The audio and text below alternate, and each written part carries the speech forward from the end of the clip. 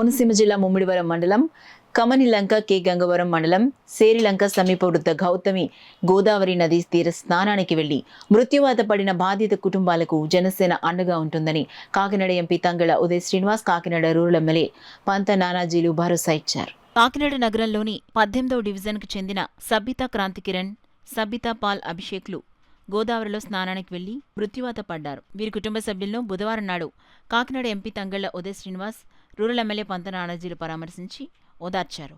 వారికి పార్టీ పరంగా అండగా ఉంటామని భరోసా ఇచ్చారు. 19వ division Janasena party in charge Battu Leela ఆధ్వర్యంలో ఆర్థిక సాయాన్ని ఎమ్మెల్యే అందజేశారు. ఈ సందర్భంగా రూరల్ ఎమ్మెల్యే పంత నానాజీ మీడియాతో మాట్లాడారు.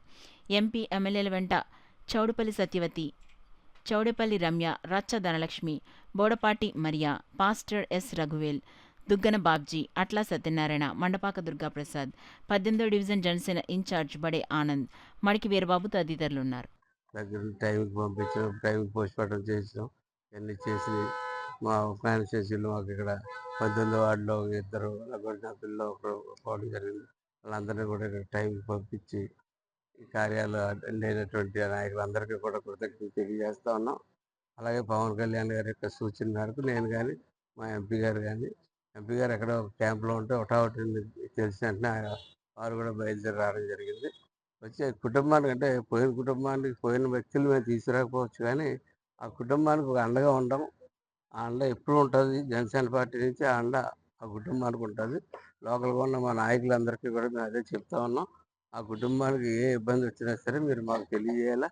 మాకు తెలియజేసిన పక్షంలో ఖచ్చితంగా ఆ కుటుంబానికి, అలాగే గవర్నమెంట్ పరంగా రావాల్సిన కార్యక్రమాల మీద మేము శ్రద్ధ పెట్టి ఆ కార్యక్రమాలు ఏదైతే గవర్నమెంట్ పరంగా రావాల్సిన లబ్ధి కార్యక్రమాలు ఏమైనా ఉంటాయో అవన్నీ కూడా ప్రత్యేకమైన శ్రద్ధ పెట్టి మేము అందరూ పూర్తి చేస్తామని తెలియజేస్తాం. వచ్చే సమయంలో మరి ఫ్రెండ్స్ అందరూ కలిపి మురమల దగ్గర ఉన్న గ్రామం దగ్గర అక్కడ వాగులో చెరువులో ఆడుకోవడానికి వెళ్ళారు.